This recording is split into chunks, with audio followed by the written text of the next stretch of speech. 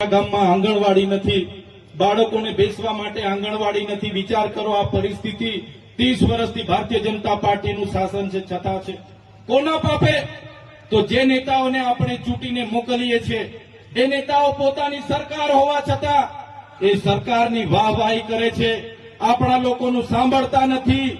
એ જાહેર વિસ્તારમાં નર્મદાનું પાણી મળે એના માટેની રજૂઆત હોય, નર્મદા વસાવતવાળાને વળતર મળે એની માટેની રજૂઆત હોય, આપણને સારા શિક્ષકો મળે એની માટેની રજૂઆત હોય, આપણા બાળકોને સારી શાળા મળે એની માટેની રજૂઆત હોય, આ વિસ્તારના બાળકોને કુપોષણ દૂર કરવાની રજૂઆત હોય. આ લોકોનું એમના સરકારમાં ચાલતું નથી.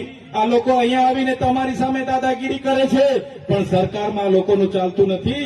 આ લોકો ચાવીથી ચાલતા રમકડાની જેમ જ છે, બીજું કંઈ આ લોકોથી થવાનું નથી.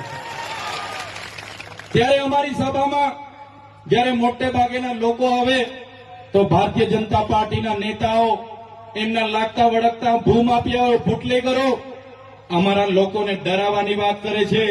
કહે છે કે ભાઈ આજે તમે ચૈતરભાઈ વસાવાની સભામાં કેમ ગયા હતા, કેમ તમે ભાષણ સાંભળવા ગયા? હવે તમને ઝૂંપડું નહીં મળશે, હવે તમે મનરેગામાં રોજગારી નહીં મળશે, અમે તમને જોઈ લઈશું. ડરાવે છે, ધમકાવે છે, અને અમારો માણસ નબળો હોય એને મારી પણ દે છે.